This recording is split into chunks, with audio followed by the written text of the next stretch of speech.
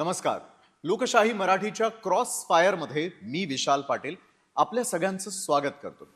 राज्याच्या रणधुमाळीमध्ये आणि महापालिकेच्या या रणधुमाळीमध्ये महायुती असेल किंवा महाविकास आघाडी असेल, प्रत्येकाची एक वेगळी रणनीती आखलेली पाहायला मिळते.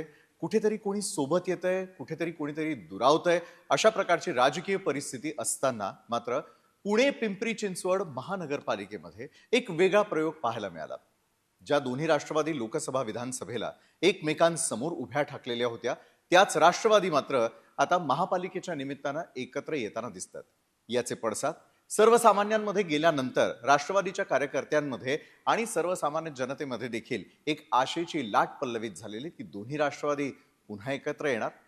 मात्र या सगळ्या राजकारणापलीकडे नेमकं राज्याच्या राजकारणात काय सुरू आहे, महापालिका निवडणुकांनंतरचं येणारं राजकारण, त्याचे दूरगामी परिणाम काय असतील, या सर्वांचा उहापोह करण्यासाठी आज आपल्या सोबत आहेत शरदचंद्र पवारांच्या राष्ट्रवादीच्या ज्येष्ठ नेत्या आणि खासदार सुप्रियाताई सुळे.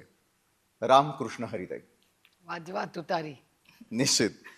मला एक प्रश्न पडतो की पुणे पिंपरी चिंचवडसाठीचा जाहीरनामा काल प्रसिद्ध झाला. जाहीरनाम्यातल्या अनेक गोष्टी तुम्ही सांगितल्या, मात्र पुणे पिंपरी चिंचवडकरांच्या असलेल्या गरजा पूर्ण करणारा हा जाहीरनामा आहे का? उद्या सत्तेत आलात तर त्यांच्या पदरी काय पडणार आहे? नाही, अर्थातच हा फार अभ्यास करून विचार करून ग्राउंड वर राहून आणि अनेक वर्षाचा अनुभव घेऊनच तो जाहीरनामा, वचननामा, हमीनामा तुम्ही म्हणू शकता त्याला, हा आम्ही केलेला आहे. त्यातली पाण्याचे प्रश्न असतील, ट्रॅफिकचे प्रश्न असतील किंवा मेट्रोला आणि PMPLला मोफत पास जो सगळ्यांना मिळणार आहे पुणेकरांना, त्याचे सगळं अर्थकारण. सगळ्यात मोठी गोष्ट आहे ते अर्थकारण. कसं आहे, जाहीरनामा वचननामा सांगितला जातो, पण तो वास्तवतेत होऊ शकतो का, हा सगळ्यात मोठा प्रश्न असतो. आणि शिक्षणाबद्दल, आरोग्याबद्दल आणि ज्या ज्या गोष्टी आम्ही अनेक वर्ष वॉर्डात करून दाखवलेल्या आहेत, म्हणजे अनेक उदाहरणं मी काली प्रेस कॉन्फरन्समध्ये दिली की माझे अनेक सहकारी जे सत्तेत असताना आणि विरोधी पक्ष असतानाही निधी कसा आणून विकास कसा करायचा आपल्या भागात, किंवा शिक्षण हे अगदी मोफत मुलांना चांगलं, आणि नुसतं शिक्षण शाळा बिल्डिंग बांधवायची नाही, चांगलं त्यातलं दर्जाचं शिक्षण कसं मिळेल, किंवा सोनोग्राफी, किंवा जर एक्सरे काढायचा असेल तर तो 10 रुपयात होऊ शकतो का? तो होऊ शकतो. आणि नुसती हॉस्पिटल्स बांधली आहेत, मशीन्स आणली आहेत, तिथे कोण स्किल्ड माणूसच नाही, मॅनपॉवरच नाही असं नाही. त्याचबरोबर पाण्याचं नियोजन, लिकेजेस बंद करून ह्या गोष्टी होऊ शकतात का? तर ह्या प्रयोग अनेक ठिकाणी करून झालेले आहेत. कचरा, आता मला एकच गंमत वाटते की म्युन्सिपल कॉर्पोरेशनचे विषय काय, आपल्या सगळ्यांचीच, म्हणजे मी स्वतःलाही त्याच्यात केंद्रबिंदू करते की असं नाही की मी फक्त विरोधात आहे म्हणून मी टीकेला टीके, फक्त त्यांचंच सगळं चुकतं आणि आमचंच सगळं बरोबर आहे. पण ह्या इलेक्शनमध्ये एक हे कॉर्पोरेशनचं इलेक्शन, सत्ता ही विकेंद्रीकरण झालीच पाहिजे म्हणून कॉर्पोरेशन झाली. जर आमदार खासदारच हे बघणार असेल तर त्या बिचाऱ्या नगरसेवकाला का तुम्ही श्वासच घेऊ देत नाही आता. तर सत्ता विकेंद्रीकरण, त्याला त्या निर्णय प्रक्रियेमध्ये त्याला सहभागी होण्याची खूप मोठी संधी आहे. आणि सत्ता जेव्हा केंद्रित होते ही हानिकारक असते, हा सगळ्यांनी जगभरात पाहिलेला अनुभव आहे. त्याच्यामुळे सत्तेचं विकेंद्रीकरण तुमच्या रोजच्या सुख दुःखात, कॉलेज, गटर, मीटर, वॉटर, त्या सुख दुःखात हा नगरसेवक असतो. आणि अनेक नगरसेवकांनी या राज्यात, पुण्यात, पिंपरी चिंचवडमध्ये उत्तम काम करून दाखवलेलं आहे. तेच मॉडेल आम्ही या जाहीरनाम्यात घेतले. बरोबर आहे. मॉडेल संदर्भात तुम्ही सांगितलं, जाहीरनाम्यातून पुणे आणि पिंपरी चिंचवडकरांना काय मिळणार हे स्पष्ट होताना दिसतं. मात्र पुण्यासारख्या शहरामध्ये माझंही शिक्षण झालं, त्याचा विस्तार मात्र आता फार प्रचंड प्रमाणात वाढत चालल्याचं दिसतंय. जो गड राष्ट्रवादीनं आजपर्यंत राखलेला होता तो पुन्हा राखता येईल असं तुम्हाला वाटतं का? आणि त्यामुळेच दोन्ही राष्ट्रवादी एकत्र येऊन त्या ठिकाणी आता कामाचा सपाटा लावणार आहेत का?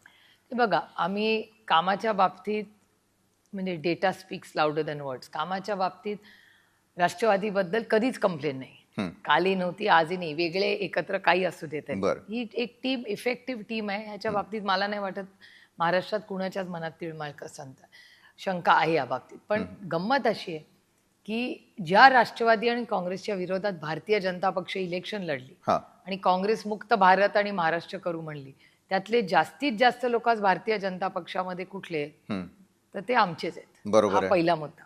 आणि एक छोटंसं उदाहरण घेते, म्हणजे नेहमी आपण स्वतःपासून सुरुवात करावी या मताची मी आहे. तर माझाच लोकसभा मतदारसंघ पुण्यात आहे. हम्म. वारजे हा एक भाग हो. नेहमीच आम्ही तिथे काम एकत्र मिळून केलं. It's a team work. कोणी एक व्यक्ती सगळं करू शकत बरोबर नाही, आहे. टीम काम करते.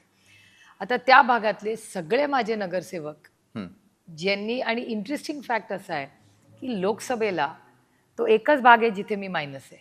खरं. खडकवासल्यात मी मागच्या वर्षी 60,000 मायनस होते, यावेळेस 20,000 मायनस. तरी minus is minus. Minus is minus. 20,000 minus ह्याचा अर्थ भारतीय जनता पक्षाच्या लोकांनी कष्ट केले तिथे. हम्म. मला 20,000 मायनस रोखून ठेवलं ना त्यांनी. तो कार्यकर्ता बीजेपीचा ज्यांनी मला मायनस ठेवलं, हम्म. तिथे ज्यांनी मला प्लस केलं त्यांना घेऊन भारतीय जनता पक्ष आज लढते. ही गमतीची बाब आहे. म्हणजे तुमचा जो कार्यकर्ता आहे, ज्यांनी कष्ट केले, ज्यांनी इतके वर्ष आमच्या विरोधात, आम्ही सत्तेमध्ये होतो ते विरोधात होते तेव्हा कष्ट केले, संघर्ष केला, सगळं केलं. हम्म. ही आत्ता त्याची चांदीच्या ताटात गरम जेवणाची वेळ होती. आणि ऐन इलेक्शनच्या आधी त्यांनी हे सगळे लोक काढून त्यांच्या पक्षात. पण मग ताट हिरावून घ्यायचं कारण काय? म्हणजे एकतर तुम्हाला तुमच्याच पक्षातल्या लोकांवरती विश्वास उरलेला नाहीये भाजपचा, की मग आयाराम जे आहेत त्यांना तिकीट द्यायची आणि आपल्या निष्ठावंतांना बाजूला सारून नाही, फक्त सतरंजा उचलायला लावायचं. नाही, हे खूपच दुर्दैवी आणि खूप लिमिटच्या बाहेर झाले. एखादी केस होऊ शकते, मी समजू शकते, एखाद्या नेत्याचा राजकारणाचा काय भाग राजकारणाचा भाग झालाय, ठीक आहे. आता या गोष्टी आमच्याही काळात झाल्या आहेत, पुढेही होतील. पण ज्या पद्धतीने पर्सेंटेज वाईज, हा. म्हणजे जो येईल त्याला घ्या आणि लढवा, ही जी नवरी प्रवृत्ती, मी म्हणले 60% भारतीय जनता पक्ष जी निर्णय प्रक्रियेत डिसिजन मेकिंग, निर्णय प्रक्रियेत आज जे भारतीय जनता पक्षात आहेत ते 60% लोक, जी काँग्रेसमधून तुम्ही मुक्त होऊन या भारतातल्या लोकांनी त्यांना मतदान केलं 2014 मध्ये, तीच तर लोक आहेत. माझ्या लोकसभा मतदारसंघात सगळे तालुके काढून बघा, जे अनेक वर्ष काँग्रेसमध्ये जी लोक होती तीच आज भारतीय जनता पक्षाचं नेतृत्व करतात. बरोबर. मग ही भारतीय जनता पक्षाची मतं आहेत का, ह्याच्यापासून ही सुरुवात आहे. की ही मतं काँग्रेसच्या नेतृत्वामुळे भारतीय जनता पक्षाकडे ट्रान्सफर झाली आहेत का? मग ही भारतीय जनता पक्षाची मतच नाही आहेत. ही मतं ओरिजिनल काँग्रेसची किंवा या नेत्यांनी बांधलेला पक्ष आहे तो, जो काँग्रेसमध्ये बांधलेला आहे. त्याच्यामुळे ती काँग्रेसचीच मतं आहेत खरं तर. बरं, पण नगरसेवकांपर्यंत ज्यावेळेला या निवडणुका होत आहेत, म्हणजे आता गेल्या कित्येक वर्षांचा तुमचा अनुभव आहे, तुम्ही निवडणुका खरं तर लहानपणापासून पाहत आलेल्या आहेत. यंदा महाराष्ट्रात होणाऱ्या महापालिका निवडणुकांमध्ये साम दाम दंड भेद, हत्येपर्यंत जाणं, ते तिकिटाची माघार घेण्यासाठी एखाद्यावरती दबाव टाकणं, महाराष्ट्राचं राजकारण कुठल्या दिशेला जाताना तुम्ही पाहता? हे मी खूप जड अंतःकरणाने म्हणते, पण मला हा शब्द वापरायलाही आवडत नाही. मी मागे एका इंटरव्ह्यू मध्ये तो वापरला होता आणि मला अस्वस्थ करणार आहे की महाराष्ट्राचं राजकारण दुर्दैवाने खूप गलिच्छ व्हायला लागले. आम्हाला सगळ्यांना, आणि आम्ही सगळेच त्याला जबाबदार आहोत. मी असं म्हणणार नाही की तेच जबाबदार आहेत, त्या सगळ्या सिस्टमचे आम्ही भाग आहोत. त्यामुळे दुर्दैव आहे. आणि माझी अपेक्षा खूप होती माननीय मुख्यमंत्र्यांकडून, कारण का माननीय मुख्यमंत्री पहिल्या 5 वर्षातले देवेंद्रजी आणि दुसऱ्या 5 वर्षातले देवेंद्रजींमध्ये खूप अंतर आहे. कारण का शेवटी जो जीता वही सिकंदर ते राज्याचे मुख्यमंत्री आहेत, त्याच्यामुळे माझ्या त्यांच्याकडून खूप अपेक्षा आहेत. पण मग जनतेच्या अपेक्षा पूर्ती होती असं वाटतं तुम्हाला? कुठे दिसतंय तुम्हाला? तुम्ही बघा ना डेट. आणि मी नेहमी म्हणते की आरोप, मी भारतीय जनता पक्ष कसे आरोप करते तसे मी आजपर्यंत कधी केले नाही. माझं राजकारण आरोपांचं नाहीच आहे. मला असं वाटतं राजकारण करत असताना जो गलत आहे बहुत गलत आहे, जो सही आहे वो सही आहे, हे करून माणसांनी पुढे जावं. कारण का आपलं ऑब्जेक्टिव्ह काय आहे ह्याच्यात क्लॅरिटी असावी. आमचं नेहमीच राजकारण हे विकासाचं राहिलेलं आहे. त्याच्यामुळे विकासात हा जो किऑस आहे, थोडासा किऑस असला पाहिजे, पण तो इतका असू नये की मूलभूत विषयच बाजूला राहत आहे. म्हणजे महाराष्ट्राची फायनान्शियल इकॉनॉमी काय आहे, महाराष्ट्रात खरंच इन्व्हेस्टमेंट्स किती येतात, जॉब क्रिएशन किती होते, रोटी कपडा और मकान, गटर मीटर आणि वॉटर, अर्बनायझेशनचा हा इश्यू आहे. अर्बनायझेशनमध्ये महाराष्ट्रातलं कुठलं शहर गेल्या 10 वर्षात त्याच्यात सुधारणा झाली आहे का सगळेच डिग्रेड झालेत? डेटा काय सांगतो? एकही शहर आपण गेल्या 10 वर्षात सुधारू शकलोच नाही आहे ना. खरंय. बरं, पण स्मार्ट सिटी अंतर्गत मोठमोठ्या घोषणा केल्या गेल्या.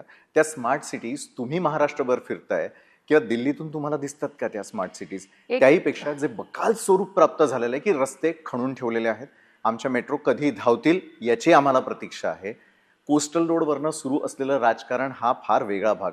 कोणत्या स्मार्ट सिटीत राहायला जावं? एकतर स्मार्ट सिटी 2014 मध्ये आली हम्म, आणि 15, 16, 17, 18 पर्यंत ती स्मार्ट सिटी सगळे विसरून गेले. स्मार्ट सिटीचा प्रोजेक्टच आज कुठे नाही. UD डिपार्टमेंटनी तो केंद्र सरकारमध्ये सुरू केला. हो. काय झालं त्या स्मार्ट सिटीच्या? डिजिटल इंडियाचं काय झालं? स्टँड अप इंडियाचं काय झालं? हम्म, ह्या सगळ्या मोठ्या घोषणा होत्या ना पहिल्या 5 वर्षात. होत्या. त्या एक एक घोषणांचं काय झालं? मला आठवतं की प्रत्येक खासदाराला एक गाव दिलं. दत्तक. तुम्ही दत्तक गाव घ्या आणि तिथे क्रांती घडवा. काय झालं होत्या प्रोग्रामचं? कुणालाच माहिती नाही. आणि एक एक म्हणजे घोषणा होत जाते, त्याची अंमलबजावणी होत नाही. मग एक दुसरी घोषणा येते आणि मागची घोषणा विसरली जाते. हम्म, असा विकास होत नाही. या देशामध्ये जरी ते भारतीय जनता पक्षाचे नेते असले तरी मी विषय कबूल करीन की गेल्या 10 वर्षाच्या या सरकारमध्ये एकाच माणसामुळे आपल्या आयुष्यात जर बदल झाला असेल तर तो गडकरी साहेबांमुळे झाला. बर. कारण का रस्ते झालेत का? तर हो झालेत. त्यांचे रस्ते सगळे झाले. म्हणजे नॅशनल हायवेच्या युनिटमधून जे रस्ते झाले किंवा पालखी मार्ग झाला तो झाला ना गडकरी साहेब आणि महाराष्ट्र सरकारने मिळून केला. तेव्हा महाविकास आघाडीचं सरकार होतं. पण तेव्हा गडकरी साहेबांनी दुजाभाव नाही केला की हे विरोधातले आहेत. किंवा उद्धवजींचं सरकार इथे होतं, केंद्रामध्ये भारतीय जनता पक्षाचं होतं, पण त्याही काळात गडकरी साहेबांनी मदत केली. बरं. खरं आहे, वास्तव आहे. बरं, एक राजकारणी म्हणून हा पुढचा प्रश्न तुमच्यासाठी नाहीये, मात्र एक सर्वसामान्य म्हणून तुम्ही कसं पाहता? भाजप पक्षाचेच असलेले नितीनजी गडकरी, ज्यांचा मगाशी तुम्ही उल्लेख केला, किंवा दुसरीकडे मुनगंटीवार असतील, तेच आपल्या पक्षाबद्दल ज्यावेळेला विरोधात बोलतात त्यावेळेला तो जरी त्यांच्या पक्षाचा अंतर्गत प्रश्न असला तरी एक सर्वसामान्य मतदार म्हणून तुम्ही कसं पाहतात की आपल्याच पक्षावरती ताशरे ओढण्याची वेळ येते त्यावेळेला सगळं आलबेले असं समजावं का, की मग नेतृत्वावरती प्रश्न उपस्थित होतो? नाही, मला असं वाटतं आपण एका लोकशाहीमध्ये अशा गोष्टींचं स्वागत केलं पाहिजे. आणि मला असं वाटतं की तो जो फीडबॅक असेल किंवा उद्विग्नता असेल, जे काय त्यांच्या भावना असतील ते बोलतायत, हे लोकशाहीसाठी चांगली गोष्ट आहे आणि या गोष्टी व्हायला पाहिजेत. एका संस्थेमध्ये जर तुम्ही काम करत असता आणि त्याच्यात मतभेद असले तर त्याच्यात गैर काय? ह्यालाच तर लोकशाही म्हणतात.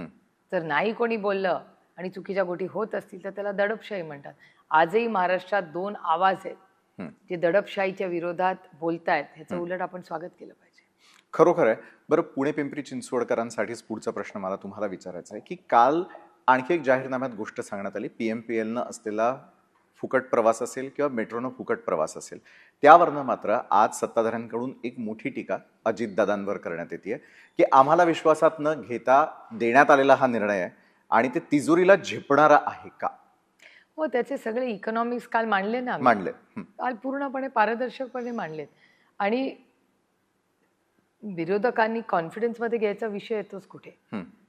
तुम्ही पण इलेक्शन लढताय, तुम्ही तुमच्या जाहीरनाम्यात हा अभ्यास करून टाकू शकत होता. तुम्हाला कोणी थांबवलंय?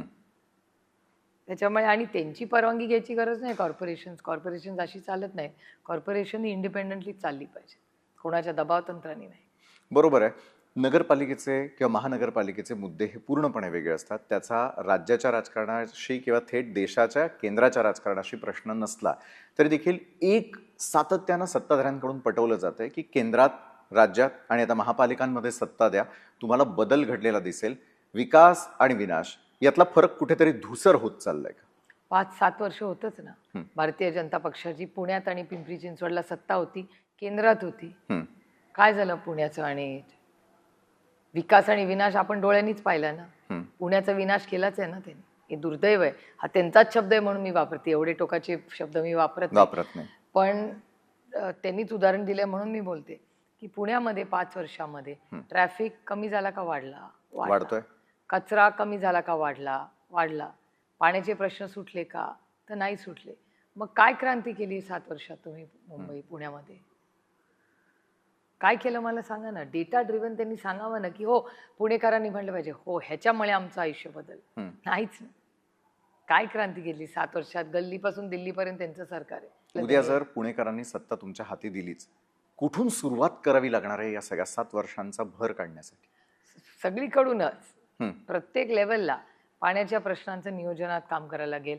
एक इफेक्टिव्ह यंत्रणा कचऱ्याची जी आधी होती ती पुन्हा स्थापन करावी लागेल. शिक्षणासाठी बारीक लक्ष घालून अनेक चांगल्या संस्था आहेत ज्या शिक्षणात मदत करायलाही तयार असतात, CSR असतो आणि सगळ्याच गोष्टी पैशाने होत नाहीत. शिक्षण असेल, आरोग्य, पुण्यात एवढे डॉक्टर्स आहेत जे मदत करायला तयार आहेत. त्यांची मदत घेऊन जसं आम्ही अनेक वॉर्ड्समध्ये 10 रुपयामध्ये सोनोग्राफी, 10 रुपयामध्ये एक्सरे काढतो किंवा मोफत मुलांचं शिक्षण करतो, डिजिटल स्कूल झालेल्या आहेत. ही सगळी यशोगाथा आहेत ना, ट्राईड अँड टेस्टेड मॉडेल्स आहेत.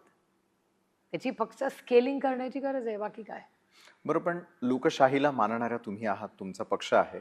मग दुसरीकडे ज्यावेळेला अजितदादांवरती महेश लांगेंकडून एकेरी भाषामध्ये त्यांच्यावरती टीका केली जाते आणि त्याच्या समर्थनार्थ ज्यावेळेला देवेंद्रजी फडणवीस येताना SRA संदर्भातला एक सगळ्यात मोठा इशारा देतात, त्याकडे तुम्ही कसं पाहता?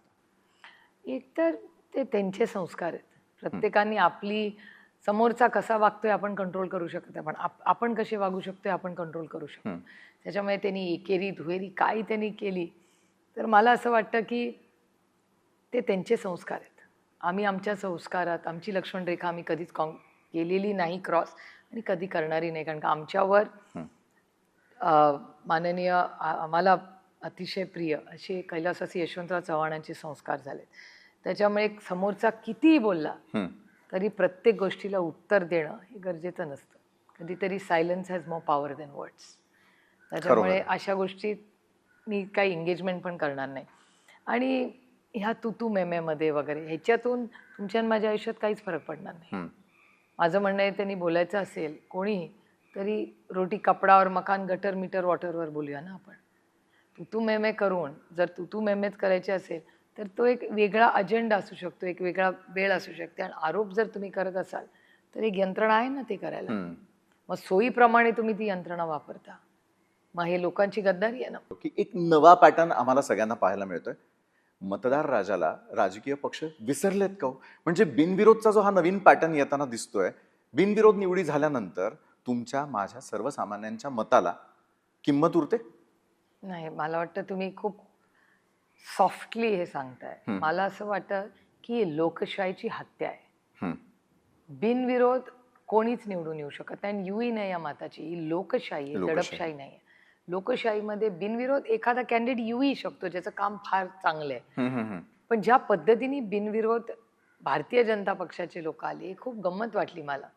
कारण का 2014 मध्ये सगळ्यात मोठा आरोप आमच्यावर झाला होता की आम्ही सगळे परिवारवादवाले. ठीक आहे, आम्ही परिवारवाद आहोत, मान्य करतो आम्ही. त्याच्यात आम्हाला मला तर कमीपणाही काही वाटत नाही. कारण का आम्ही लोकांच्यात निवडून येतो. तिथे बिनविरोध नाही आलो. आमचं किती काही असलं तरी म्हणजे माननीय मोदीजी हे जगामधलाच सगळ्यात पॉप्युलर लीडर हे भारतीय जनता पक्ष म्हणतं त्यांच्याबद्दल. पण मोदीजीही बिनविरोध येत नाहीत.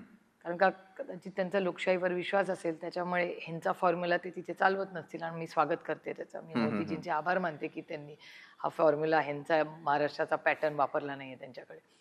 पण हा महाराष्ट्राचा पॅटर्न अस्वस्थ करणार आहे. याचं कारण असं की ज्या ज्या नगरपालिकेत ज्या महिला ज्या नगराध्यक्ष झाल्या त्याचा एक तुम्ही जर थोडासा अभ्यास केला, आणि मी पार्लमेंटमध्ये वाचून दाखवलेली लिस्ट.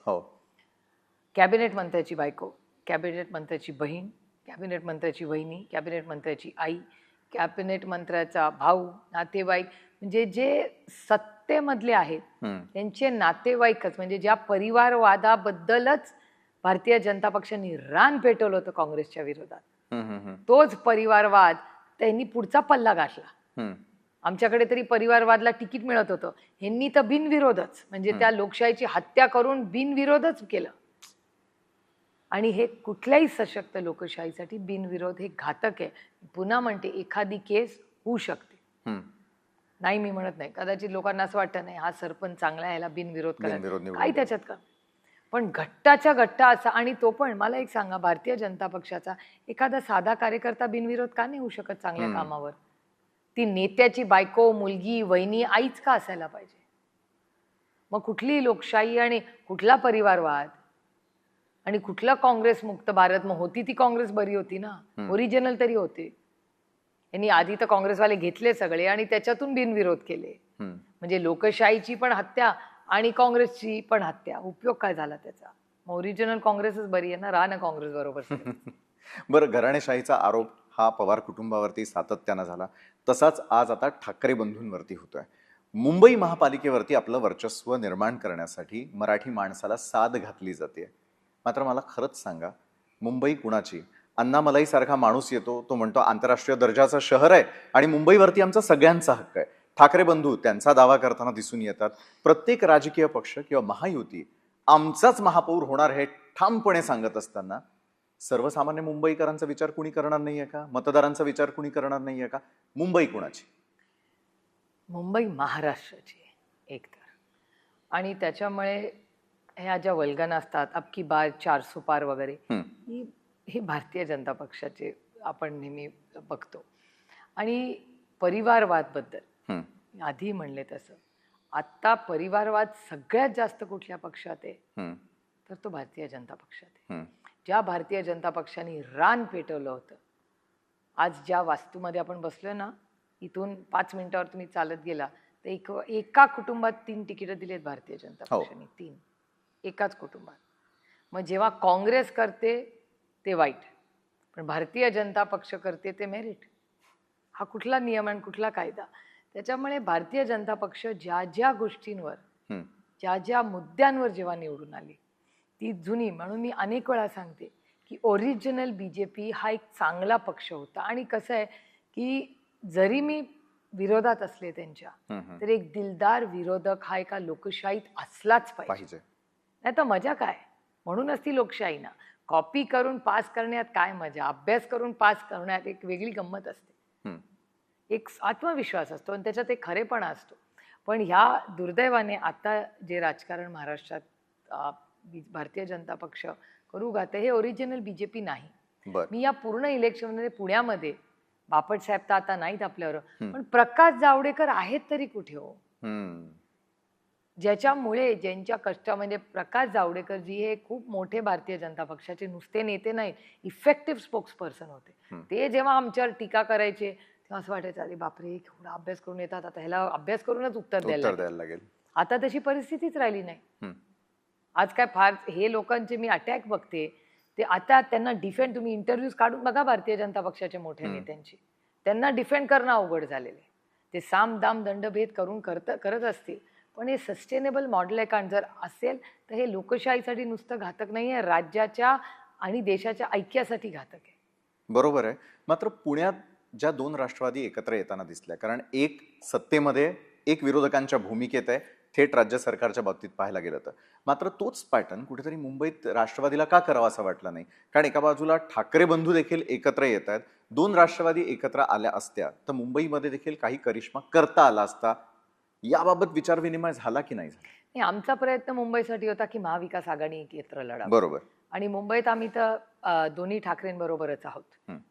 आणि माझी इच्छा होती, प्रयत्न होता, उद्धवजींची, संजय राऊत साहेबांनी कितीही प्रयत्न केले की काँग्रेसही आमच्याबरोबर जावं, पण आम्ही राहिलो ठाकरेंबरोबर. पण काँग्रेसने वेगळा निर्णय घेतला. बरं, पण 1888 साली ज्यावेळेला मुंबई महापालिकेची स्थापना झाली तेव्हापासून आजपर्यंत मुंबई महापालिकेची स्थित्यंतर तुम्हाला काय पाहायला मिळतात? कारण तुम्ही असेल, मी असेल, सर्वसामान्य जनता मुंबईमध्ये रोज प्रवास करते किंवा रोजच्या समस्यांना आपण सामोरे जातोय. मुंबई महापालिकेत असलेलं जे कॅलिबर आहे ते नेमकं कोण वापरणार? उद्या ते म्हणतात की पुढचे 5 वर्ष आमच्या हातात देऊन पहा, महायुतीचं सरकार आलं की मुंबईकरांचं जगणं वेगळं होईल. मुंबईकरांचं जगणं सुसह्य कोण आणि कधी होईल? मला एकच काळजी वाटते की महायुतीचं, म्हणजे भारतीय जनता पक्षाचं जेव्हा ही सत्ता आली तेव्हा मला काळजी एकाच गोष्टीची वाटते की गेले 2-2.5 वर्ष, एक तर अनेक वर्ष शिवसेनेबरोबर भारतीय जनता पक्ष एकत्र होतं. हे भारतीय जनता पक्ष सिलेक्टिव्ह ॲम्नेशिया आहे त्यांना, ते विसरून जातात ते. आणि ते ठाकरे फॅमिलीवर आरोप करत राहतात जेव्हा ते विसरतात की अनेक वर्ष एका ताटात ते दोघं जेवलेले आहेत. त्याच्यामुळे शिवसेना आणि आपल्याला वंदनीय बाळासाहेब ठाकरेंचं खूप मोठं योगदान राहिलेलं आहे. त्याच्यामुळे फक्त सिलेक्टिव्हली भारतीय जनता पक्ष आणि शिंदे सेना त्याचा दुरुपयोग करत असते, हे दुर्दैवी आहे. पण त्याचबरोबर गेल्या काही वर्षांमध्ये, म्हणजे 2-2.5 वर्षांमध्ये तुम्ही बघाल की मुंबईमधल्या सगळ्या ठेवी ज्या होत्या त्या पूर्णपणे संपुष्टात आलेल्या. तर प्रॉब्लेम असा आहे की, आणि त्याच्यात माननीय मुख्यमंत्र्यांचं स्टेटमेंट मी वर्तमानपत्रात वाचलं की ठेवी ठेवण्यासाठी नसतात. मला खूप विनम्रपणे त्यांना आठवण करून द्यायची की भारताची एक इकॉनॉमी आहे, ती सेव्हिंग इकॉनॉमी आहे, ती नुसती स्पेंडिंग इकॉनॉमी नाही आहे. एक दुसरं, आर्थिक परिस्थिती ही कशाचंही सोंग घेता येतं, पैशाचं सोंग घेता येत नाही. या ठेवी कशासाठी होत्या की ही महाराष्ट्राची मुंबईची ताकद होती डेव्हलपमेंट मॉडेलची. हो. ते पैसे जर खर्च केले आणि त्याच्यात तुमच्या आणि माझ्या दैनंदिन आयुष्यात काही फरक पडला नाही तर हे सेव्हिंग्स माणूस कधी करतो, त्याला सेव्हिंग्स का म्हणतात? कारण का अडचणीच्या काळात तो वापरायचा निधी असतो. आता लँड मॉनिटायझेशनचं मी तुम्हाला उदाहरण देते. वर्लीला एक रायफल शूटिंग रेंज आहे. हो. आत्ता ती BMCने विकायला काढली आहे जागा. जर तुमची आर्थिक परिस्थिती चांगली आहे आणि तुम्ही सेव्हिंग्सवर बिलीव्ह करत नाही तर इंग्रजीमध्ये एक म्हण आहे की when does a family sell it silver. आपण चांदी घरातली कधी विकतो, सोनं कधी विकतो, जेव्हा आपण खूपच आर्थिक अडचणीत असतो. तर ही जिथे रायफल्स आहेत तिथे फार म्हणजे नॅशनल इंटरनॅशनल खेलो इंडियामधले सगळे टॉप प्लेयर्स तिथून ट्रेन होऊन गेले. असं काय मुंबई म्युन्सिपल कॉर्पोरेशनला पैशाची गरज आहे की ते तिथून ती जागा मॉनिटाईज करते? याचा अर्थ काहीतरी आर्थिक प्रॉब्लेम आहेच ना. जर सेव्हिंग्जच संपले तुमचे, तुम्ही जागा विकायला लागलाय, याचा अर्थ देर इज अ प्रॉब्लेम. आणि तो आणि ह्या आर्थिक परिस्थिती राज्याच्या आणि देशाच्या, राज्याच्या आणि महाराष्ट्राच्या आणि म्युन्सिपल कॉर्पोरेशनच्या आर्थिक परिस्थितीबद्दल मी सातत्याने गेले 3-4 वर्ष बोलते. आणि विरोधक म्हणून नाही, आम्ही पॉलिसी मेकर्स आहोत. उगाच विरोधाला विरोध सारखा नाही करायचा, पण पॉलिसी मेकर्स म्हणून ही आमची नैतिक जबाबदारी आहे की महाराष्ट्र सरकारला वारंवार आम्ही सांगत आलोय की तुम्ही फिस्कल मॅनेजमेंट करा. फिस्कल मॅनेजमेंटमध्ये काय, जेवढे पैसे येतात आणि खर्च होतात त्याच्यात जे पैसे उरतात त्याला फिस्कल मॅनेजमेंट म्हणतात. त्या पैशा म्हणजे जेवढं येतं आणि त्याच्यापेक्षा जास्त तुम्ही खर्च केले तर दिवाळखोरी. आणि जेव्हा कमी जास्त होतात तेव्हाच तर घरातलं सोनं विकतो ना आपण. याचा अर्थ there is a mismatch and it is obvious. आणि डेटा दाखवतो ना, डेटाचा थोडासा अभ्यास केला ना, मी काय फायनान्स एक्सपर्ट नाही, पण आता अनेक वर्ष बजेटवर भाषण करते, त्याच्यामुळे एखादं बजेट वाचायला आणि समजायला फार काही म्हणजे जर मला जमतं तर कुणालाही जमू शकतं ते. तर महाराष्ट्राची आर्थिक परिस्थिती चांगली नाही आणि ह्याच्याबद्दल महाराष्ट्र सरकारने गांभीर्याने विचार करावा. जरी मी विरोधात असले तरी शेवटी ह्या माझ्या राज्याचा विषय आहे. बाकीची राज्य काय पद्धतीने काम करतायत हे बघते. बाकी सगळ्या बिग तिकीट प्रोजेक्ट जरूर सरकारने करावे, पण त्याचं कॉस्ट एस्केलेशन जोपर्यंत थांबत नाही तोपर्यंत ही दिवाळखोरी थांबणार नाही. बरं, दिवाळखोरीवरती तुम्ही इतकं स्पष्टपणे बोललात. राज्याच्या तिजोरीवरती असलेला जो काय भार आहे त्याविषयीच एक मोठं पत्र काँग्रेसनं निवडणूक आयोगाला लिहिलं. निवडणूक आयोगाला पाठवत असताना जो लाडक्या बहिणींचा हप्ता आहे हा 16 तारखेनंतर द्या, आत्ता देऊ नका, अशी साधी विनंती त्यातून केलेली आहे. मात्र आज पैसाचं आणि ज्यावेळेला आपण आर्थिक नियोजनाबाबत बोलतो आहे, मुंबई महापालिकेच्या तिजोरीवर असू दे, राज्याच्या तिजोरीवर असू दे, किती मोठा भार आहे आणि त्यातून विकास होणार की मग केलेल्या आश्वासनांचीच पूर्तता होणार, मला ते तुमच्याकडून समजून नाही. आश्वासनांची किती पूर्तता होईल मला सांगता येणार नाही. कारण असं की 25 लाख लाडक्या बहिणींची नावं कट केली आता विधानसभेनंतर. आणि हे तर टेलिव्हिजन आणि वर्तमानपत्रातल्या बातम्या आहेत. म्हणजे मी काय, मला काही वेगळा डेटा मी शोधून काढला वगैरे असं नाही. जे वर्तमानपत्रात टीव्हीवर आहे, जे ओपन आहे तेच मी सांगते. त्याच्यानंतर केवायसीचा आग्रह आला. मग केवायसी करायला लागल्या, त्याच्यात बऱ्याच महिला नाही बसू शकल्या, काही पुरुषही त्याच्यात सापडले. आता हे किती ऑब्व्हियस आहे की इलेक्शन आलं की तुम्ही ते फॉर्म भरून घेतले, मग महिला पुरुष केवायसी काही काढलं नाही. इलेक्शन झाल्यावर त्यांच्या लक्षात आलं नाही फारच लोड येतोय म्हणून त्यांनी 25 लाख महिला कमी केल्या. मग परत इलेक्शन लागलं म्हणून परत रिस्ट्रेन केला. मला काळजी वाटते की हे अशा ज्या स्कीम्स आहेत, मग सरकारच्या मनात काही वेगळं आहे का की इलेक्शन नंतर या स्कीम्स बंद करायच्या किंवा कमी करायच्या का? मग हे लाडक्या बहिणींची फसवणूक नाही आहे? साहजिक आहे. आता कुठलीही अशी स्कीम काढताना फसवू नका कुणाला. जेवढं खिशातून तुम्ही करू शकता तेवढंच करावं. कारण का तुमची नैतिक जबाबदारी आहे. तुम्ही मायबाप सरकार आहात. तिथे प्रधानमंत्री म्हणतात हे सगळे सेवक आहेत. मग या सेवकांना महाराष्ट्र झालंय तरी काय? ते सेवा सोडून सगळंच करतायत महाराष्ट्रात. पण जनतेचे सेवेकरी थेटपणे डोक्यावर जाऊन बसलेले आहेत का? सुप्रियाताई, निवडणूक आयोग म्हणजे सर्व काही असं मतदारांना वाटतं आणि सगळ्याच राजकीय पक्षांना वाटतं. मात्र निवडणूक आयोग आपली भूमिका चोखपणे बजावतोय का? राजकीय पक्ष जास्त जवळ न सांगू शकतील, कारण मतदारांचा थेट संबंध कधी निवडणूक आयोगाशी येत नाही. खरं तर मी एक खूप जड अंतकरणाने म्हणते की माझा या सिस्टमवर फार विश्वास होता. बरं. पण माझा इलेक्शन कमिशनचा अनुभव फार वेगळा राहिलेला गेल्या 2.5 वर्षात. कसा? ज्या मागण्या आम्ही केल्या, आमचा पक्ष फुटल्यावरची उदाहरणं, सगळी कागदपत्र होती, आम्हाला न्याय नाही मिळाला, आम्ही कोर्टात लढतोय आता. एक त्याच्यानंतरचा महत्त्वाचा प्रश्न की अनेक वेळा एका सत्तेत असलेल्या मंत्र्याच्या घरी हम्म. एवढी मोठी बॅग, त्याच्यात ना कपडे आहेत ना खेळणी आहेत ना औषध आहेत, त्याच्यामध्ये फक्त आणि फक्त हार्ड कॅश पैसे मिळतात. ते तुमच्याही चॅनलनी दाखवलं. हो. मग त्याचं पुढे काय झालं? पैसे वाटप होतो इलेक्शनमध्ये, एवढा पैसा वाटला जातो, ते सगळे पैसे आम्ही व्हिडिओ करून इलेक्शन कमिशनला पाठवले, साहजिक आहे. तुमच्या चॅनल्सनी लाईव्ह दाखवलं. हो. त्याच्यावर एक छोटी कॉमेंट पण येऊन ते, कसं आहे की तो झोपलेला असतो ना त्याला जागा करता येतं, पण झोपलेल्याचं सोंग घेणार असतो ना त्याला जागा करणं अशक्य आहे. आणि हे दुर्दैव आहे की लोकशाहीचा आवाज बंद किंवा गळा दाबायचं पाप कुठून सुरू झालं असेल तर हे या इलेक्शन कमिशन कडून झालं.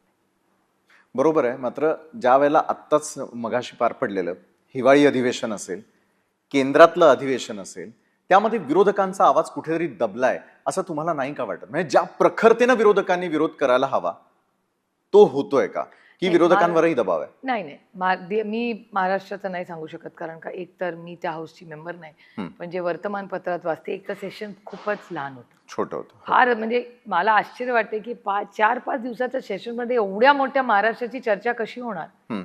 दिल्लीमध्ये या बाबतीत म्हणजे कदाचित बऱ्याच लोकांपेक्षा माझं थोडंसं वेगळं मत असेल. दिल्लीमध्ये आम्ही ताकदीने बोलतो आणि मी स्वतःच बोलते त्याच्यामुळे, किंवा माझे सहकारी कनिमोळी असतील किंवा मनीष तिवारी असतील, डॉक्टर थरूर असतील, प्रियांका गांधी असतील. आता प्रियांका गांधी आमच्या नंतर आलेल्या आहेत पण खूप इफेक्टिव्हली पार्लमेंटमध्ये बोलतात, अतिशय सुंदर बाजू मांडतात आणि ऐकूनही घेतात. म्हणजे दोन्ही बाजूचा अतिशय चांगला आमचा डिबेट होतो, युक्तिवाद खूप चांगला होतो आमचा.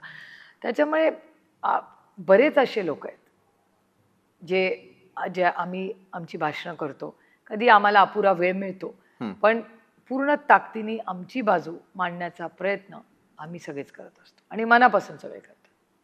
बरं, एकीकडे आशा पल्लवित झालेल्या आहेत राष्ट्रवादीच्या सर्व कार्यकर्त्यांच्या आणि सर्वसामान्य जनतेच्या महाराष्ट्रातल्या.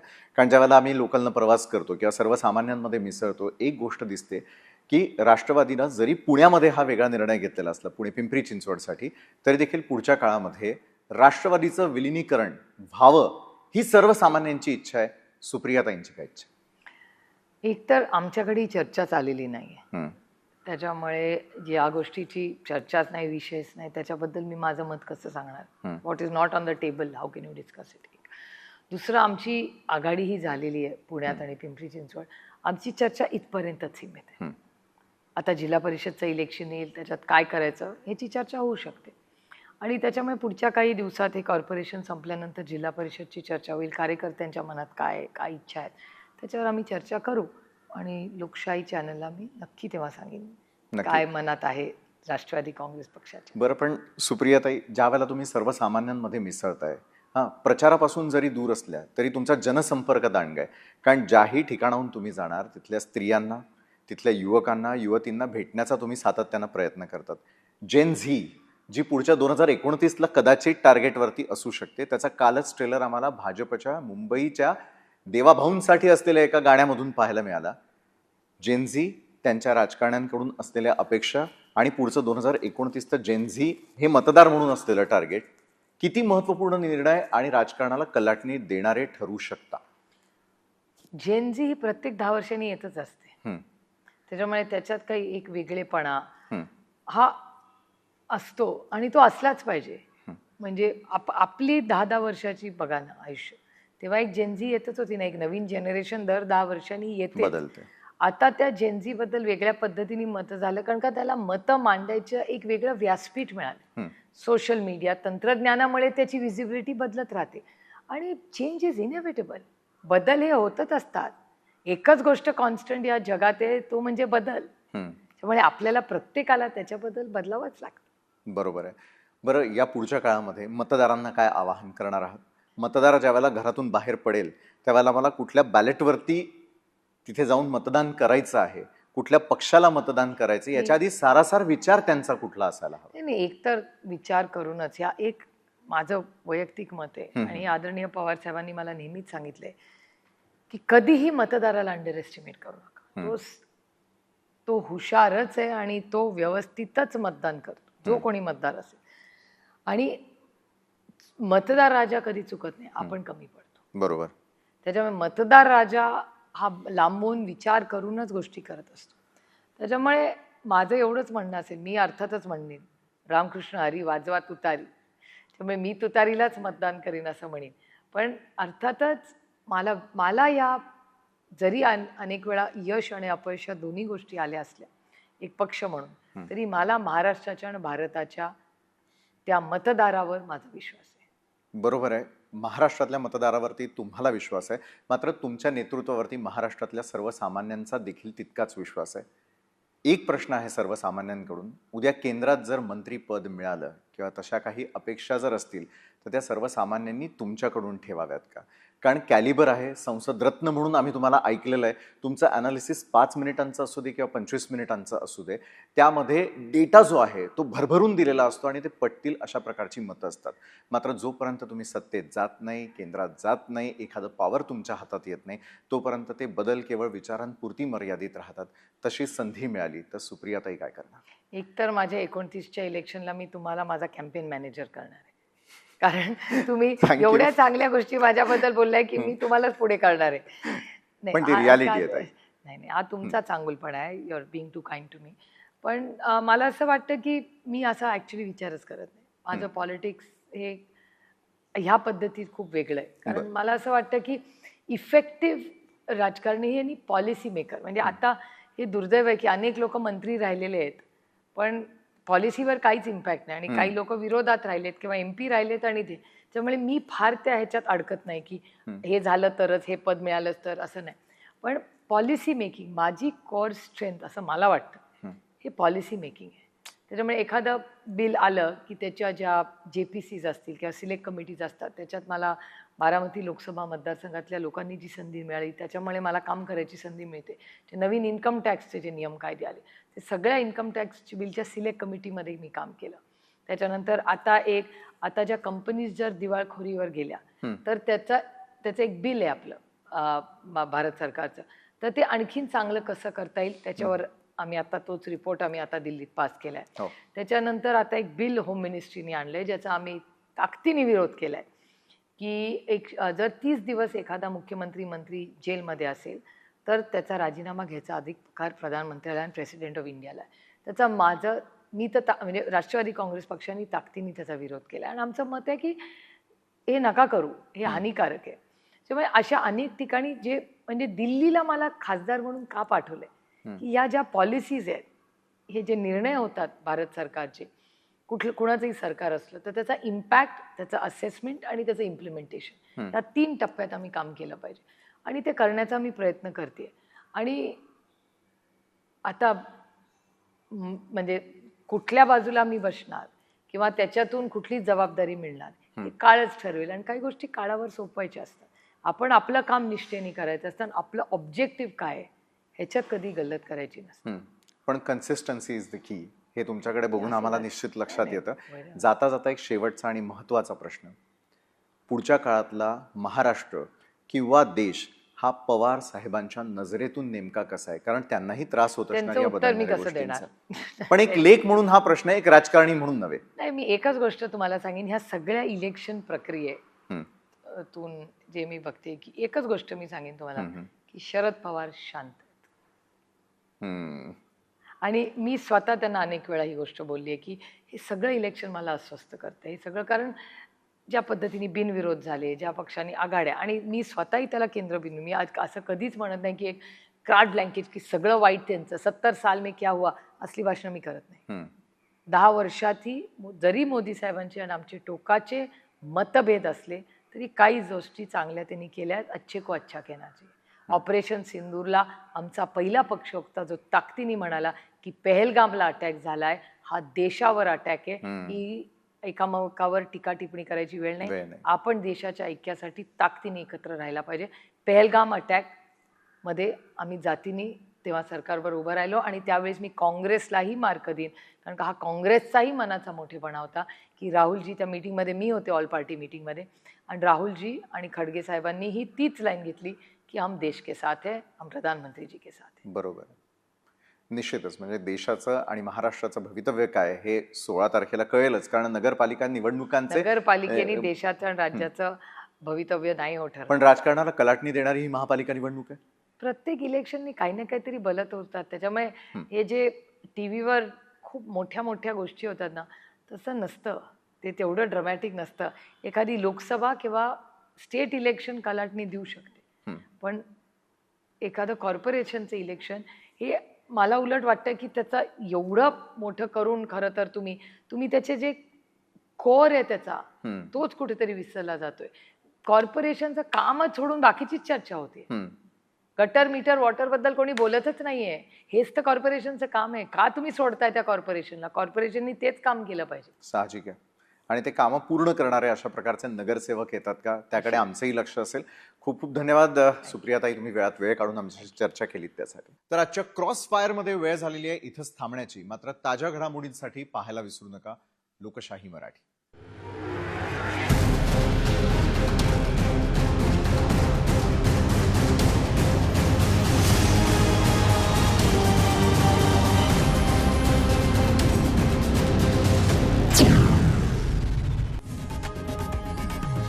लोकशाही मराठी ऐका, पहा, जागरूक रहा.